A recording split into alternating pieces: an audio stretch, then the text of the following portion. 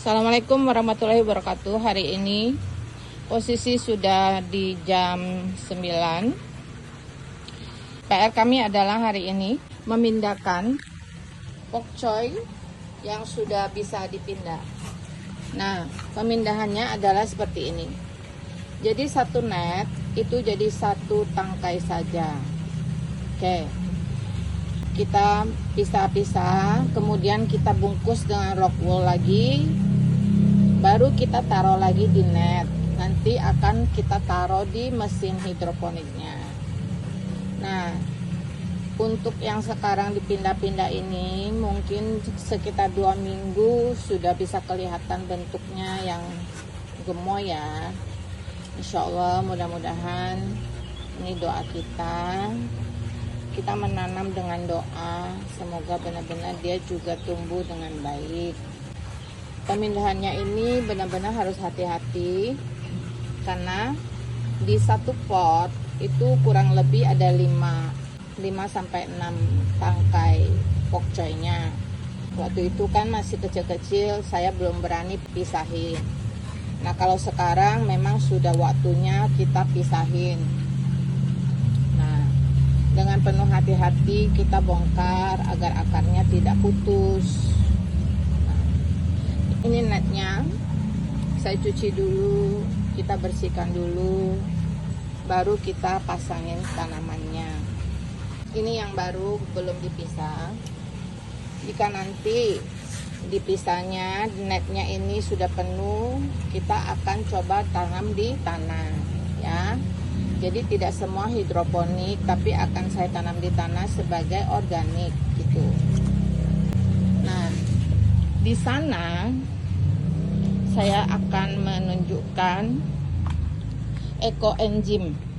Ekoenzim ini adalah sumber semua dari pupuk.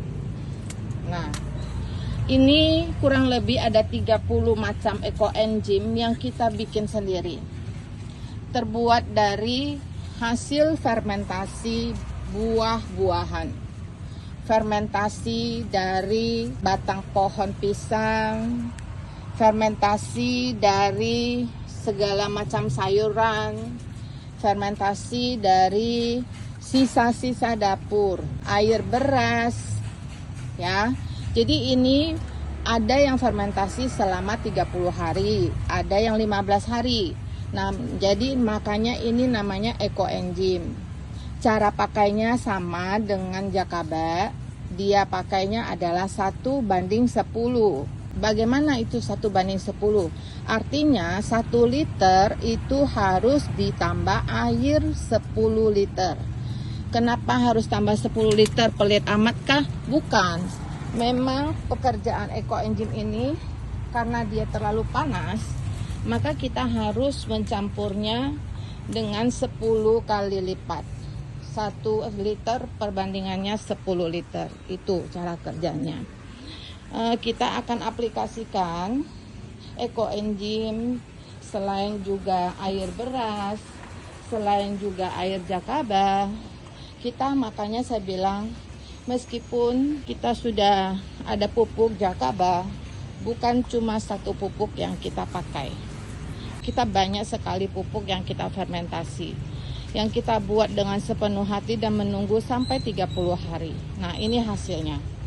Ada 30 galon. Kita tidak memakainya saat ini karena kemarin baru pakai jakaba. Nah, nanti kalau memang bisa per 2 minggu baru kita aplikasikan lagi ke tanaman kita. Cara aplikasikannya adalah 1:10, kemudian kita siram tidak langsung ke batang, supaya batangnya tidak terkena panas. Oke? Meskipun dia sebagai pupuk, terkadang kalau kita sembarangan menyiramnya, bukannya tambah subur, malah menjadi layu.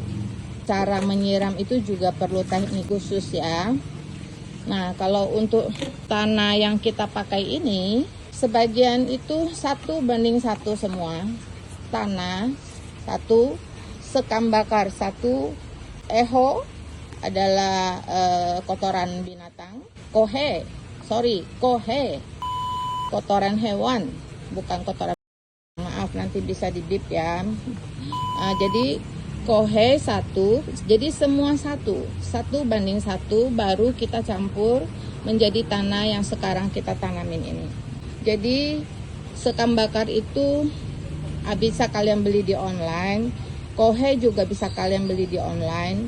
Tapi kalau kalian memang mau bikin pupuk sendiri, tanah kompos sendiri, kalian butuh tong air yang tanpa dibolongin. Itu yang kemarin pernah saya bikin di video yang lalu, yang kita panen.